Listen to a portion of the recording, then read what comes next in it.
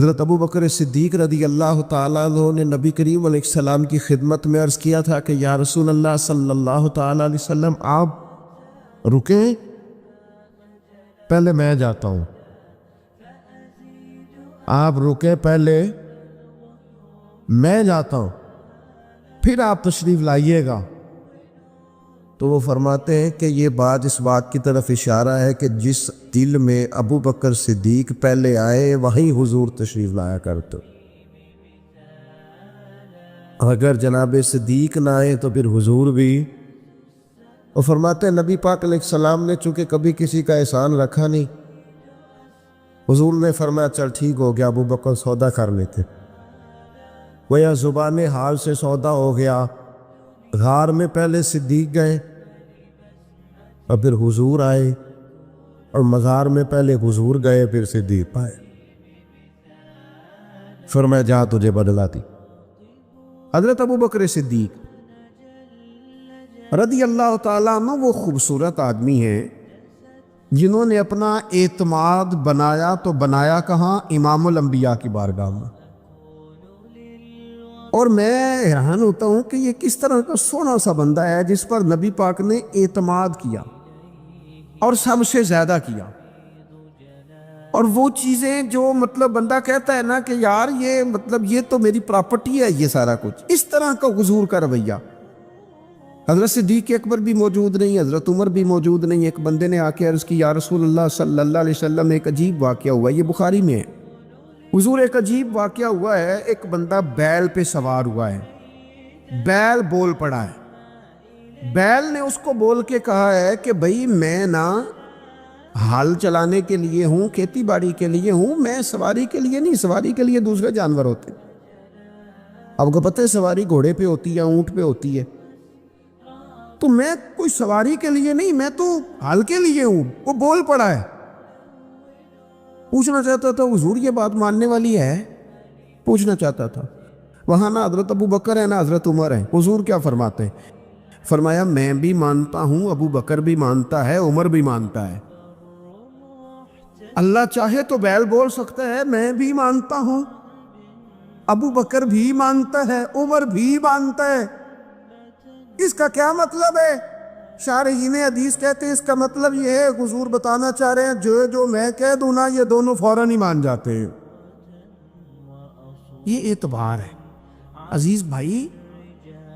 حضرت صدیق اکبر کا جو انداز ہے نا، میں آپ کو عرض کروں، خانقاہوں پہ غریب لوگ، آستانوں پہ غریب لوگ، مساجد میں غریب لوگ، میلاد کی محفل میں غریب لوگ۔ اقبال نے بہت پہلے کہا تھا کہ آ کے صف آرا جو ہوتے ہیں تو غریب، اور نام لیتا ہے گر کوئی ہمارا تو غریب۔ یہ غریب لوگ ہیں جو آ کے یہاں اللہ اللہ کرتے ہیں۔ عمراء تو اپنی دولتوں میں اور بڑی بڑی دعوتوں میں اور بڑے بڑے معاملات میں مصروف رہتے ہیں۔ حضرت صدیق اکبر امیر آدمی تھے اور ان کا بڑا نام تھا، جانے جاتے تھے۔ جب انہوں نے کلمہ پڑھا نا، ہلچل مچ گئی کہ ابو بکر کلمہ پڑھ گئے۔ یہ جو آیت میں نے تلاوت کی ہے نا وَاتَّبِعْ سَبِيلَ مَنْ أَنَابَ إِلَيَّ، اس آیت کی تفسیر میں علامہ سید محمود آلوسی اندلسی رحمۃ اللہ علیہ صاحب تفسیر روح المعانی نے لکھا ہے کہ یہ جو اللہ فرماتے ہیں نا اس کے پیچھے چل جو میری راہ لایا، یہ آیت کب نازل ہوئی؟ فرماتے ہیں حضرت صدیق اکبر نے کلمہ پڑھا تو جنگل کی آگ کی طرح خبر پھیل گئی، ہر کونے میں باتیں ہونے، ابو بکر بھی کلمہ پڑھ گئے۔ سنا، بڑا تاجر سردار اپنے قبیلے کا مالدار بندہ ابو بکر، حضرت ابو بکر صدیق رضی اللہ تعالیٰ عنہ اتنے بڑا نام رکھتے تھے۔ اب انہوں نے جب کلمہ پڑھا نا تو ان کے جو دوست تاجر تھے نا، بڑے بڑے لوگ جنہوں نے اونٹ رکھے ہوں، ان کے دروازے بھی اونچے ہی ہوتے ہیں، تو اونچے دروازوں سے اونچے لوگ ہی آتے ہیں، اونچے اونچے لوگ ان کے دوست تھے۔ کون؟ سب سے امیر آدمی حضرت عبد الرحمن ابن عوف، مکے کے بہترین تاجر حضرت عثمان غنی، حضرت زبیر بن عوام، حضرت سعید بن زید، حضرت طلحہ بن عبید اللہ، یہ ان کے دوستوں کی جماعت تھی۔ یہ سارے اکٹھے ہو کے نا تو تصدیق کرنے گئے، جا کے کہنے لگے ابو بکر آپ نے کلمہ پڑھ لیا سنا ہے؟ آپ فرمانے لگے سادہ تو نہیں نا اس سوال کا جواب، یہ کوئی عام کسی کا ذکر تو نہیں نا کہ میں فٹافٹ کر دوں ذرا بیٹھ جاؤ۔ یہ بات کہ آ میرے دل آمنہ کے لال کی باتیں کرے، ذرا بیٹھو نا، تسلی سے بیٹھو۔ بیٹھ گئے، حضرت صدیق اکبر نے بات شروع کی۔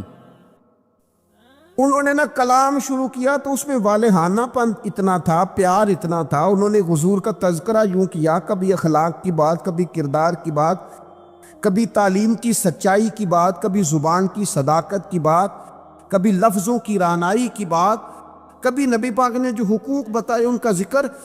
اس انداز میں حضور کا ذکر کیا کہ وہ جو تصدیق کرنے آئے تھے نا کہ آپ نے کلمہ پڑھا کہ نہیں پڑھا، وہ سارے بھی کلمہ پڑھ کے مسلمان ہو گئے۔ وہ بھی سارے سودا لینے کے لیے بازار گئے ہم، اور ہاتھ اس کے بکے جس کے خریدار گئے ہم۔ وہ بھی سارے حضور کی بارگاہ میں آ گئے حضرت صدیق کے ساتھ اور کلمہ پڑھ گئے۔ یہ جو اعتماد ہے نا حضرت صدیق اکبر کو حاصل، نبی پاک کا اعتماد، یہ ہمیں بتاتا ہے کہ دنیا میں قیمتی چیز اعتماد ہے۔ یعنی آپ پر کوئی اعتماد کرتا ہے کہ نہیں؟ غریبی آ گیا نا، اتنا مشکل مسئلہ نہیں،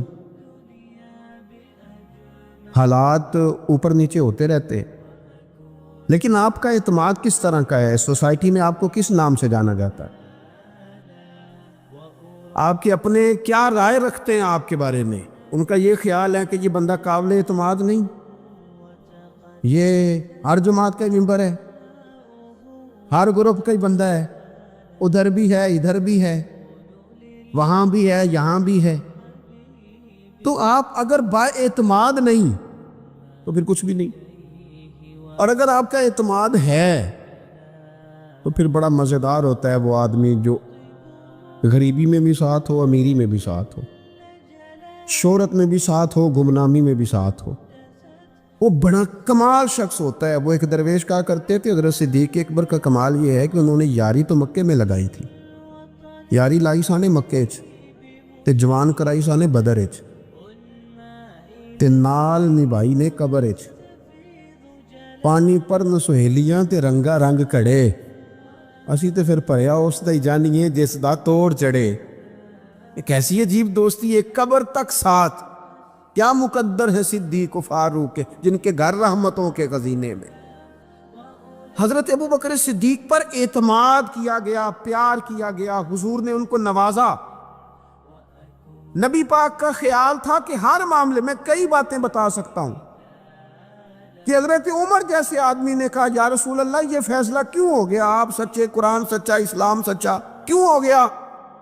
تو نبی پاک نے فرمایا اس لیے ہو گیا کہ تیری سمجھ میں نہیں بھی آ رہا، صحابہ کی نہیں بھی آ رہا، تو میں پھر بھی اللہ کا رسول ہوں۔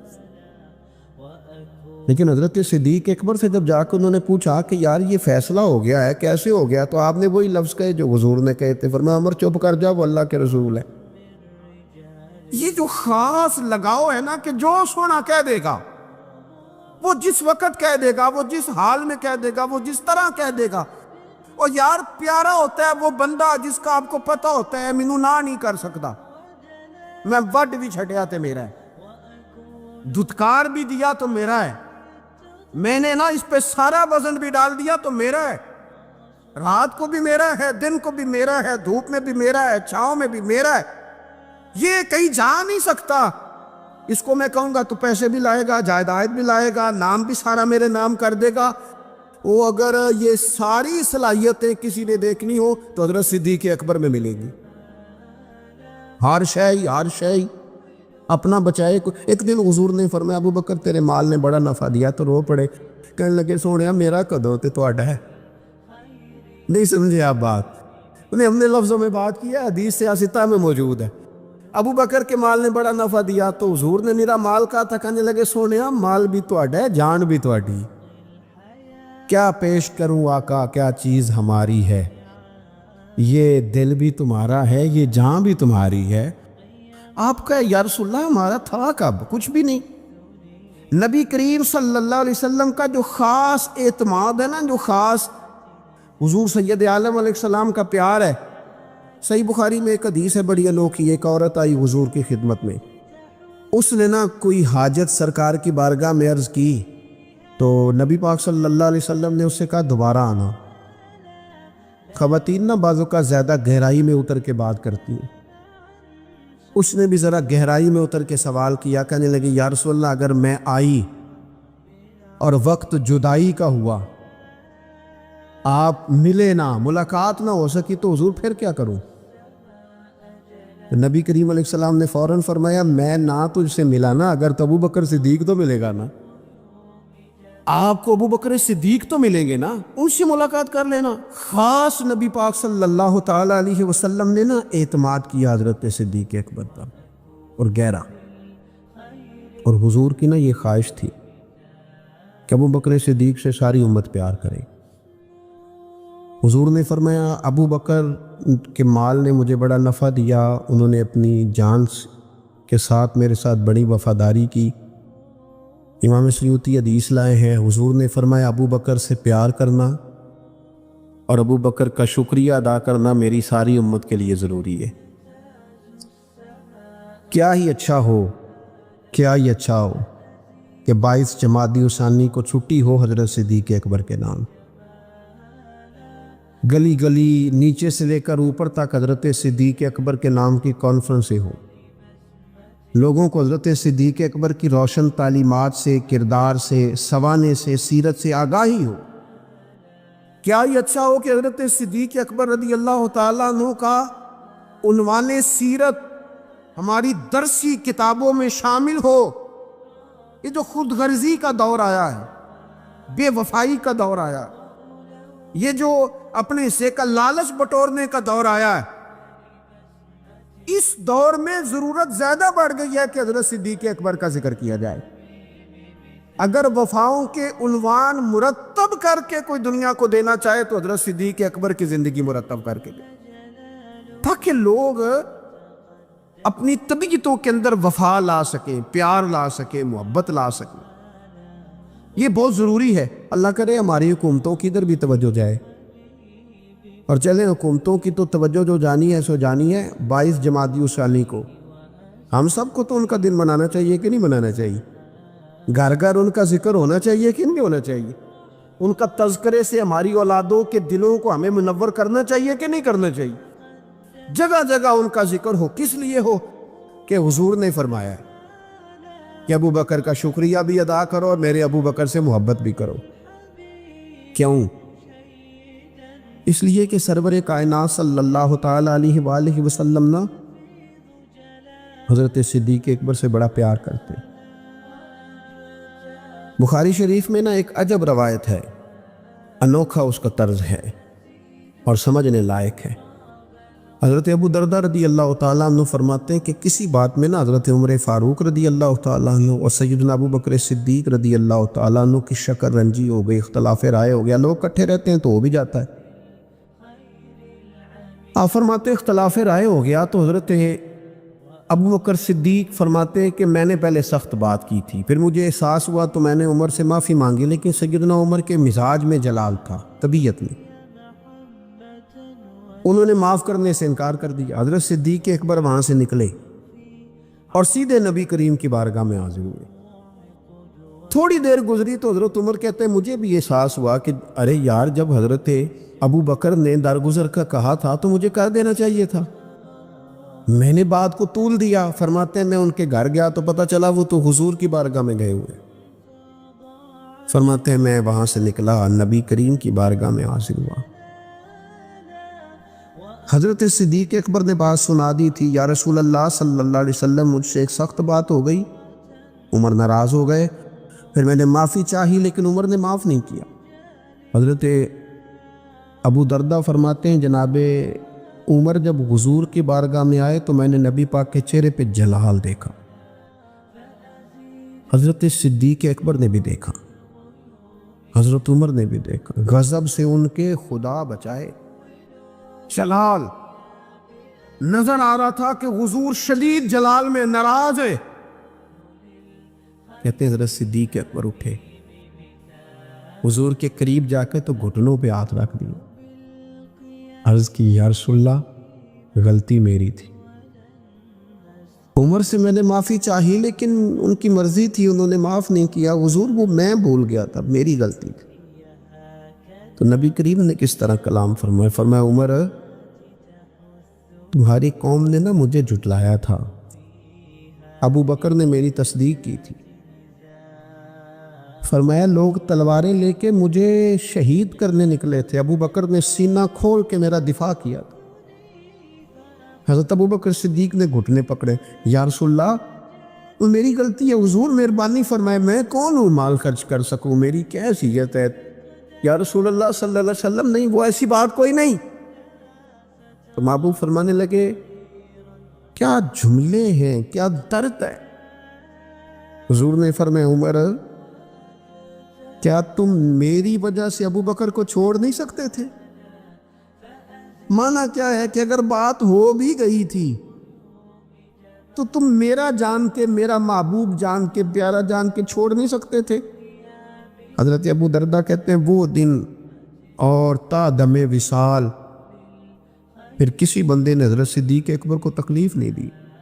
حضرت ابو بکر صدیق رضی اللہ تعالیٰ عنہ کی قیادت کا عجیب رنگ ہے کہ اگر ملی، قومی، عالمی قیادت والے ان کے پیچھے چلیں گے تو انہیں بھی بڑی خیرات ملے گی۔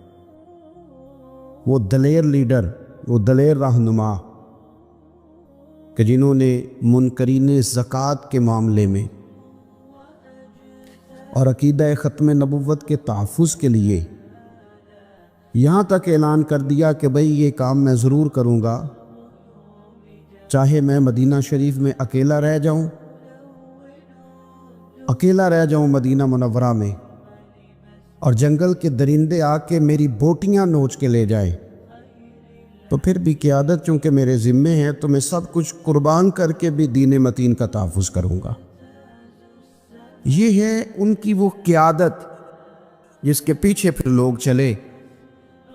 لیکن ایک تو یہ تاریخ ہے کہ ایک مضبوط اعصاب والے قائد، اور ایک تاریخ یہ ہے بڑے بڑے لوگوں کو دنیا میں وفادار کہا گیا، بڑے بڑے لوگوں کو عاشق کہا گیا، بڑے بڑے لوگوں کو کہا گیا کہ یہ فنا ہے اپنے محبوب کی محبت میں، بڑے بڑے لوگوں کو کہا گیا کہ ان سے بڑھ کے ادب والا کوئی نہیں۔ لیکن تاریخ لکھنے والے اور قوموں کے حالات قلم بند کرنے والے اور لوگوں کو ادب کا، عشق کا، وفا کا پیغام دینے والے جب بھی قلم اٹھاتے ہیں نا اور وفا کی وہ حد تک جانے لگتے ہیں تو انہیں سب سے پہلے جو نام نظر آتا ہے وہ حضرت ابو بکر صدیق کا ہے۔ وفا بھی ختم ہے، ادب بھی ختم ہے، عشق بھی ختم ہے۔ کوئی دنیا کی تاریخ جس میں ادب لکھا جائے گا وہ محتاج رہے گی کہ اسے خیرات صرف حضرت صدیق اکبر کے دروازے سے ملے گی۔ وفاداری ہو، ادب ہو، عشق ہو، جانثاری ہو، یہ لوگ بڑا کچھ دیکھ داکھ کے چلتے ہیں، لیکن اقبال جیسے لوگ کہنے لگے جس بندے نے ختم کر دی ہے نا بات، ختم بس کر دی کہ اس سے آگے ہماری کائنات ختم ہو جاتی، بس وہ جناب صدیق اکبر کی ذات ہے۔ انہوں نے لوگوں کو بتایا کہ ہماری دنیا شروع بھی مدینے والے محبوب کے قدموں سے ہوتی ہے اور ختم بھی مدینے والے محبوب کے قدموں سے۔ صدیق کے لیے ہے خدا کا رسول اور بس، ختم ہو گئی بات۔ تو حضرت ابو بکر صدیق رضی اللہ تعالیٰ عنہ کی زندگی کو پڑھنا، ان کے احوال کو جاننا، ادب والے لوگوں کے لیے، عشق والے لوگوں کے لیے، اتباع والے لوگوں کے لیے، سید عالم میرے پیارے حبیب صلی اللہ علیہ وسلم کے نقش قدم چلنے والے لوگوں کے لیے بڑا ہی ضروری ہے۔ وہ جتنی دیر تک حضرت صدیق اکبر رضی اللہ تعالیٰ عنہ کو پڑھیں گے نہیں، سمجھیں گے نہیں، اتنی دیر تک پتہ نہیں چلے گا کہ حضور کا ادب کیسے کرنا ہے، حضور کی اتباع کیسے کرنی اور محبوب سے محبت کیسے کرنی۔ یہ ضروری کام ہے۔ قرآن مجید فرقان حمید میں اللہ کریم نے ارشاد فرمایا، سورہ لقمان کے اندر فرمایا وَاتَّبِعْ سَبِيلَ مَنْ أَنَابَ إِلَيَّ، فرمایا کہ اس کے رستے پہ چلو، اس کی راہ پہ چلو جو میری طرف رجوع لایا ہے، جس نے میری طرف رجوع کیا اس کے پیچھے چلو۔ علامہ سید محمود آلوسی رحمۃ اللہ علیہ صاحب تفسیر روح المعانی فرماتے ہیں کہ یہ آیت تب نازل ہوئی تھی جب جناب صدیق اکبر نکلنا پڑا تھا۔ آدمی جس لیول کا ہوتا ہے اس کی دوستیاں بھی اسی طرح کی ہوتی ہیں، اور جب کوئی بڑا آدمی کسی دینی اسلامی روحانی زندگی کو اپناتا ہے تو اس کے پیچھے چلنے والے بھی وہ زندگی اپنا لیتے. اسی لیے کہا گیا کہ لوگ اپنے سرداروں کے مذہب پہ ہوتے. حضرت سیدنا ابو بکر صدیق رضی اللہ تعالیٰ عنہ نے کلمہ پڑھا تو صاحب تفسیر روح المعانی ارشاد فرماتے ہیں کہ یہ بڑے گہرے دوست تھے حضرت ابو بکر صدیق کے، جو تاجر تھے نا بڑے بڑے مکے کے، چونکہ جناب صدیق اکبر بھی تاجر تھے. یہ تاجر سارے دوست تھے حضرت صدیق اکبر کے. کون کون؟ حضرت سیدنا عبد الرحمن ابن عوف رضی اللہ تعالیٰ عنہ، حضرت عثمان غنی رضی اللہ تعالیٰ عنہ، حضرت زبیر بن عوام رضی اللہ تعالیٰ عنہ، حضرت طلحہ بن عبید اللہ رضی اللہ تعالیٰ. یہ سارے لوگ حضرت صدیق اکبر رضی اللہ تعالیٰ عنہ کے دوست تھے. حضرت سعید بن زید رضی اللہ تعالیٰ عنہ، یہ سارے لوگ تاجر تھے. تو جب پتہ چلا نا کہ ایک بڑے تاجر نے، حضرت ابو بکر صدیق رضی اللہ تعالیٰ عنہ نے کلمہ پڑھ لیا ہے، تو یہ خبر جنگل کی آگ کی طرح پھیل گئی. ہر آدمی تک بات پہنچ گئی، ہر شخص نے اس بات کو سن لیا. اب وہ سارے لوگ تصدیق کرنے کے لیے کہ یار بڑا سیانہ بندہ ہے، بڑا سمجھدار آدمی ہے، تاجروں میں اس کا بڑا نام ہے، کاروباری لوگ اسے بڑے قریب سے جانتے ہیں، تو وہ تصدیق کرنے کے لیے سارے لوگ جناب صدیق اکبر کے پاس آئے. حضرت صدیق اکبر سے تصدیق اس طرح کی سنی، اس طرح کی تصدیق سنی، اس طرح کی تصدیق سنی کہ پھر سارے ہی مدینے والے محبوب کا کلمہ پڑھ گئے، حضور کا کلمہ پڑھ گئے. بس تصدیق کرنے آئے، تصدیق کرنے آئے حضور سے. اور نبی پاک صلی اللہ تعالیٰ تیریاں ویکھ کے اداواں تے میں مرید ہی ہو گئی. پھر وہ سارے حضور سید عالم آئے تھے تصدیق کرنے. سودا لینے کے لیے بازار گئے ہم، پر ہاتھ اس کے بکے جس کے خریدار گئے ہم. تو وہ نا حضور کی غلامی میں آ گئے. تو سمجھ لیں اس بات کو اور اس پر غور کر لیں کہ نبی پاک علیہ الصلاۃ والسلام کے اس غلام کا یہ حال ہے کہ یہ کلمہ پڑھیں تو مکے کے بڑے بڑے تاجروں میں انقلاب برپا کر دیں. اتنا اثر ہوا باقی لوگوں پہ کہ وہ تصدیق کرنے آئے تھے، تصدیق کرنے، اور ایسی تصدیق انہوں نے کی، ایسی تصدیق کی کہ پھر ساری زندگی مدینے والے محبوب کے گن گا کے گزار دی. ساری زندگی حضور سید عالم صلی اللہ علیہ وسلم. حضرت ابو بکر صدیق رضی اللہ تعالیٰ عنہ نے اپنی مقدس زندگی کے اندر نبی کریم صلی اللہ علیہ وسلم کی بارگاہ میں وقت گزارا. آپ مختلف مقامات پر قرآن مجید کو دیکھیں گے تو حضرت صدیق اکبر رضی اللہ تعالیٰ عنہ کی مختلف شانیں آپ کو قرآن حکیم میں نظر آئیں گی. اللہ کریم نے قرآن مجید میں ارشاد فرمایا سورہ بقرہ میں کہ الذین ينفقون اموالهم باللیل والنہار سرا وعلانیہ. فرمایا کچھ لوگ ایسے ہیں جو اللہ کے راستے میں خرچ کرتے ہیں، اعلانیہ بھی اور چھپا کر بھی. اور وہ کس طرح خرچ کرتے ہیں؟ رات کو بھی خرچ کرتے ہیں اور دن کو بھی خرچ کرتے ہیں. اعلانیہ بھی، چھپا کے بھی، دن کو بھی، رات کو بھی. تو یا اللہ ملے گا کیا؟ فرمایا فَلَهُمْ أَجْرُهُمْ عِنْدَ رَبِّهِمْ، ان کا اجر ان کے رب کے پاس ہے، وہ اللہ کے پاس ہے. اور راز ہے ان کا اجر ان کے رب کے پاس ہے. اب ان پر نہ کوئی خوف ہوگا نہ وہ غمگین ہوں گے. یہ وہ